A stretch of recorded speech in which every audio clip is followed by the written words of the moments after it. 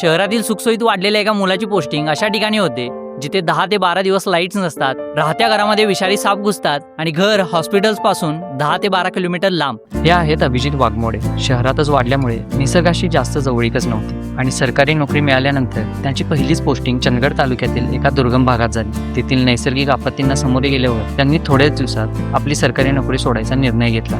नमस्कार, मी अभिजित वाघमोडे. अगदी सुरुवातीपासूनच शहरी जीवनशैलीची सवय असल्यामुळे शहरी सुखसुविधांची अतिशय सवय झाली होती आणि त्यानंतर जेव्हा तिल्लारी सारख्या दुर्गम भागात मी गेलो, तिल्लारी सारख्या भागात 15-15 दिवस लाईट नसायची. ज्यावेळी आम्ही सुट्टीवरून परत जायचो त्यावेळी आमच्या रूम मध्ये साप दिसायचे. आम्हाला दवाखाना, हॉस्पिटल किंवा प्राथमिक आरोग्य केंद्र हे तर अक्षरशः आम्ही जिथे राहत होतो त्या ठिकाणापासून 15 ते 20 किलोमीटर दूर असायची. रस्त्यांची दुरावस्था होती, जंगली श्वापदांची भीती होती. एका ठिकाणाहून दुसऱ्या ठिकाणी त्या माणसाला पोहोचायला प्रचंड संघर्ष करावा लागायचा. या सर्व परिस्थितीला कंटाळून या गव्हर्नमेंट जॉब सोडून परत यावं या विचाराप्रती मी आलो होतो. जेव्हा ते जंगली भागामध्ये फिरू लागले तर निरोगी आयुष्य जगणारी माणसं, त्यांचं राहणीमान, निसर्गाप्रती प्रेम हे सर्व पाहून त्यांचा निसर्गाकडे पाहायचा दृष्टिकोन हळूहळू बदलू लागला. कामाच्या निमित्तानं मी बाहेर फिरत होतो तेव्हा तिल्लारी भागात असणाऱ्या व घनदाट जंगलामध्ये वसलेल्या अनेक गावातील गावकऱ्यांशी माझी ओळख झाली. तर त्यांचं एक वैशिष्ट्य म्हणजे त्या गावकऱ्यांचं सरासरी आयुर्मान जर बघितलं तर 100 ते 120 वर्ष होतं. निसर्ग त्यांनी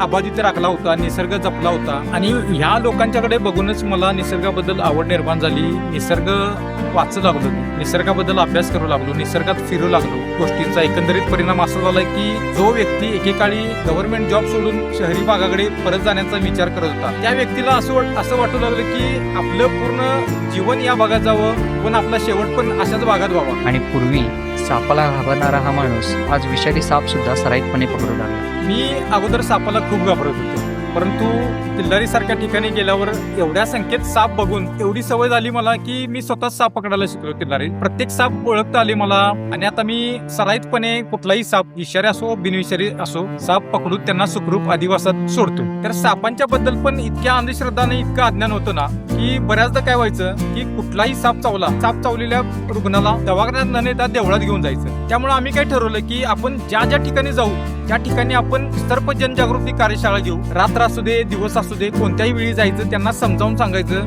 गेल्या वर्षभरात 250 ते 300 कार्यशाळा घेतल्या. निसर्ग जपणे हे खरंच खूप गरजेचे आहे. त्यासाठी त्यांनी शालेय मुलांना मार्गदर्शन द्यायला सुरुवात केली. आपल्याकडे बरेच प्राणी पक्षी विलुप्त झाले, तर त्यांना वाचवण्यासाठी आपल्याला काय करता येईल ते आम्ही या ठिकाणी उपक्रमाद्वारे केले.